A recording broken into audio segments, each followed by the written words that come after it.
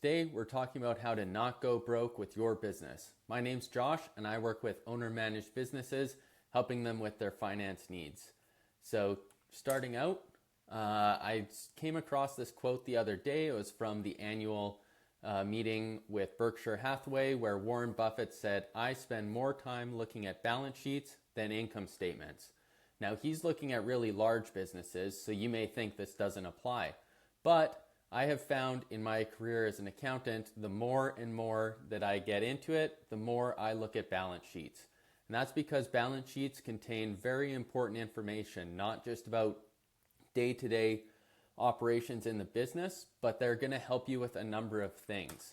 And what they're going to help you with, we're going to talk about in a moment. But first off, what is the balance sheet?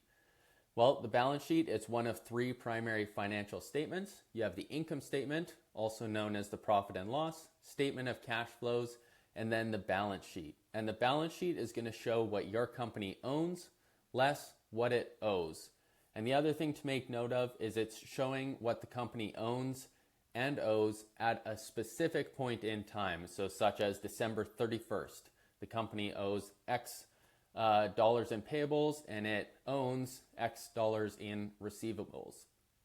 So those are the three primary things to keep in mind. So with those in mind, what a balance sheet is going to help you do is it's going to help you to uncover existential risk within your business, and it's also going to flag opportunities for your business to make big moves that are outside of the normal day-to-day.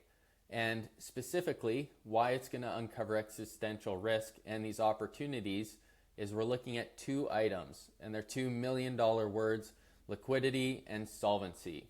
Put into normal speak, what that means is liquidity is the ability of a business to meet its short-term obligations, for example, payroll.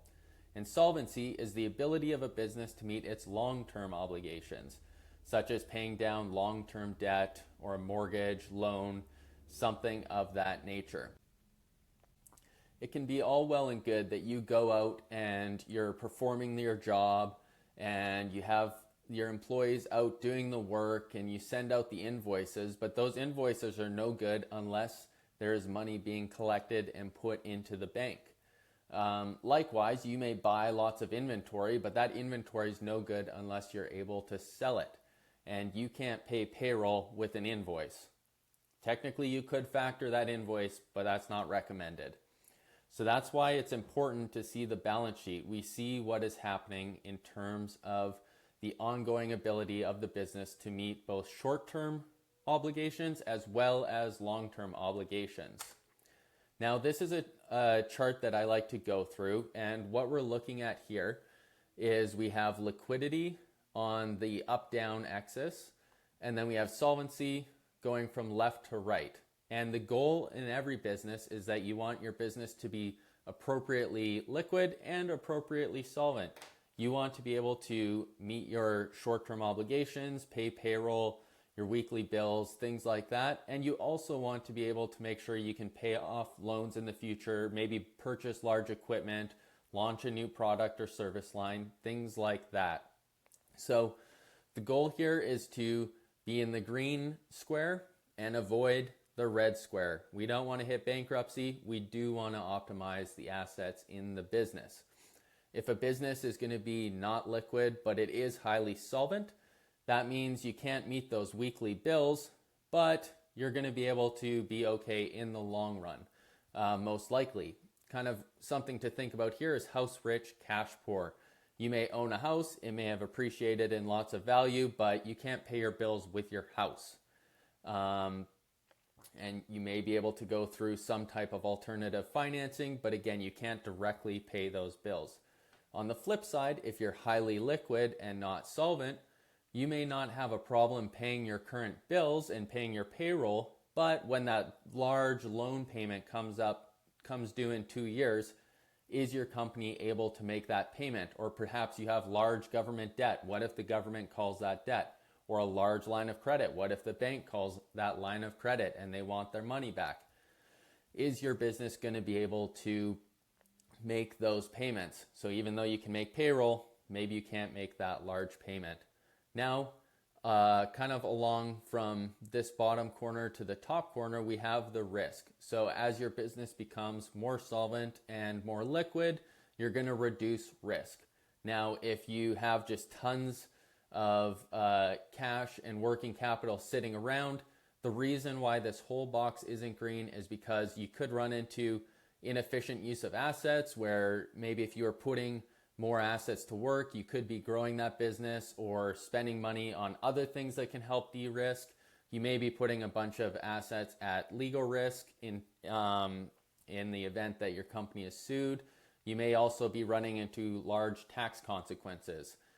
Those are all things you'd want to talk about with your accountant and lawyer and think about in terms of underperformance. But the goal is we want to be appropriately liquid and appropriately solvent. So what does that even mean? How do we measure that? Well, a spot that you can get started is with these two important numbers. For liquidity, you're going to use the quick ratio. So this is going to take the current assets on your balance sheet minus inventory. The reason I remove inventory is I've found often in small businesses, this inventory number is not real. It was something done for tax purposes and it's not maintained in an ongoing fashion.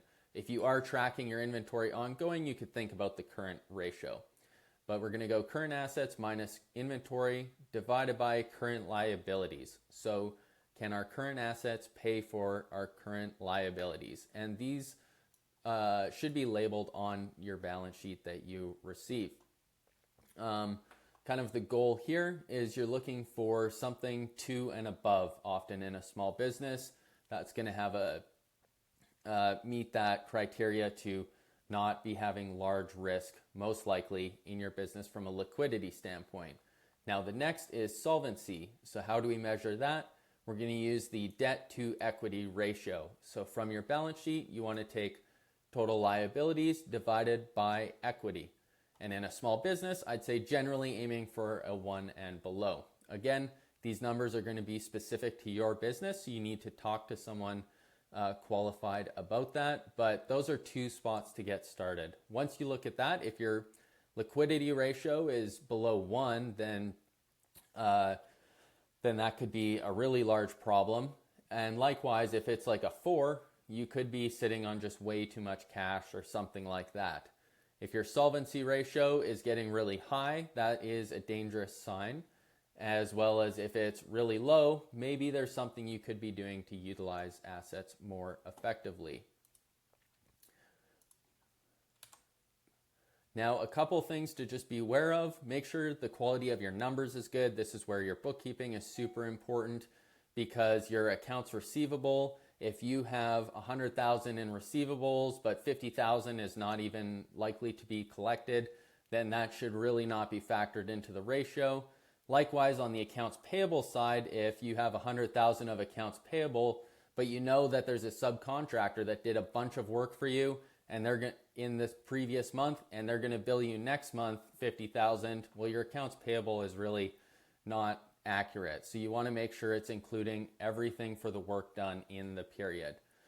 As well, you want to be aware of distorted asset and liability values. A couple to keep in mind. Here we're going to have goodwill, inventory, equipment, shareholder loan, related party loans. These values often they're not indicative of economic reality. So you just want to be careful if these numbers are being included in your ratios. To wrap it all up, you want to review your liquidity and solvency on a regular basis. You want to make sure your company is retaining enough cash to be meeting those bills. You don't want to be siphoning it all out as withdrawals to your personal account or just spending it all right away. You want to be careful of too much debt, as that debt can pile up, and a liquidity issue can quickly turn into a solvency issue, and vice versa. So we want to be careful of how much cash we have in the account, how much debt we have taken on, and lastly, take a holistic picture. This is not everything. You need to look at the other areas of your business. You need to look at the income statement, the statement of cash flows, and look at everything together. If you have any questions, feel free to comment below. Thank you. Bye.